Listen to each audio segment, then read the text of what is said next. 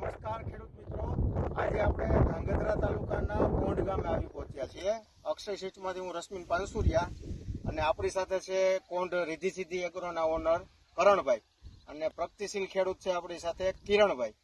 આપણે આ જીરાનો પ્લોટ જોવા માટે આવ્યા છીએ, જેની માહિતી આપણે કિરણભાઈ પાસેથી મેળવશું કે કઈ વેરાયટી વાવી છે અને કેટલા સમયથી આવે. કિરણભાઈ, આ જીરું કયું વાવ્યું છે આપણે? તુલસી પ્લસ. અને આની પેલા કયું વાવતા આપણે પેલા તુલસી વાવતા. તુલસી આ વર્ષે પહેલી વાર જ વાવ્યું છે? તુલસી પ્લસ પહેલી વખત જ વાવ્યું પ્લસ. તુલસી તો 10 વર્ષથી વાવી.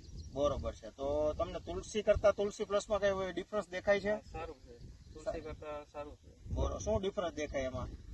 દવા ને એવું બધું ઓછું છાંટવું પડે છે આમાં.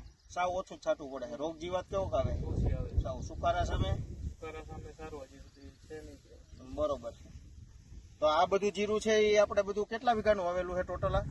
ટોટલ જીરું 400 વીઘાનું છે. 400 વીઘાનું બધું અક્ષય કંપનીનું બિયારણ વાવેલું છે. તુલસી ને તુલસી પ્લસ. બરોબર. તો ખેડૂત મિત્રોને થોડીક માહિતી આપો કે આ વેરાયટી કેવી છે અને વાવેતર માટે સારી વાવી કે ભલામણ લાયક છે કે નહીં? ના, બહુ સારી વેરાયટી વવાય 100% વાવેતર કરે. કરણભાઈ, આપ પણ કંઈક માર્ગદર્શન આપજો કે બધા ખેડૂતો માટે તમને આ બે વેરાયટી જોવો તેમાં સારી કઈ લાગે? તુલસી પ્લસ સારી. બરોબર. તુલસી કરતા તુલસી પ્લસ સારું છે.